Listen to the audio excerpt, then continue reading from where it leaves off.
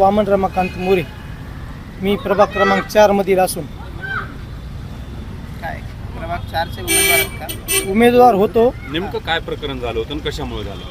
आता बघा, काल मी शिवसेनेचा उपशहर प्रमुख होतो. काल मी BJPमध्ये प्रवेश केला. तर मला काल यांच्याकडून 25 लाख 30 लाखाची मागणी आली की आमचा प्रचार करायला हवा, या अक्षय देशमुखनं. तर मी ती नकारली. मी म्हणलो मी स्वाभिमान विकू शकत नाही. त्याच्यामुळं मी दीपक शिंदेला जाहीर पाठिंबा दिला. रामभाऊ शिंदे BJPचे, त्याचा रोष काढून हे काम केले. बघा काय झालं तिथे नेमकं? काहीच नाही. मावळा हॉटेलला तुम्ही CCTV चेक करा. मी जेवण केलं. जेवण करून पाण्यास टाकीकडून आलो. तर तिथं माझ्यासोबत रामभाऊ शिंदेचे भाऊ दीपक शिंदे होते. गाडी थांबवली. एवढा मात चढलाय का तुला? एकदम असा 25-30 जणांचा घोळका आला. त्याच्यामध्ये संतोष पेंडकरनं, मंगलमूर्तीनगरमधला आहे, त्यानं मला चाकूनं केसरपाटा दिला.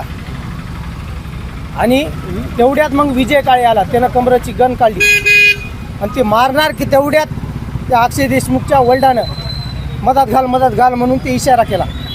त्यात मी जर मेलो असतो तर याचा जबाबदार कोण राहिला असतं?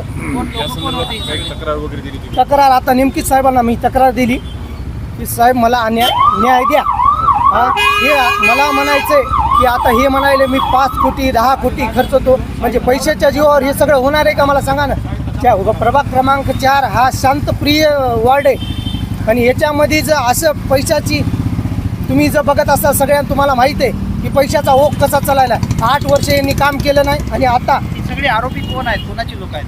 अक्षय देशमुख हे पैशाच्या जोरावर एवढं करायला आहे. आणि ही दादागिरी केल्यानं लोक मतदान करणार नाहीत. आता याचा प्लॅन होता की आम्ही काहीतरी करावं, म्हणजे उकसवायचं काम करणं चालू आहे की आम्ही काहीतरी करावं, त्यांना सहानुभूती घेऊन मतदान हे करावं. पण तसं काही होणार नाही. हे बघा, हे असा मार देऊन असं काही होणार नाही. मी याच्या आधी PI साहेबाला माहिती दिली होती की याच्याकडं वेपन आहे.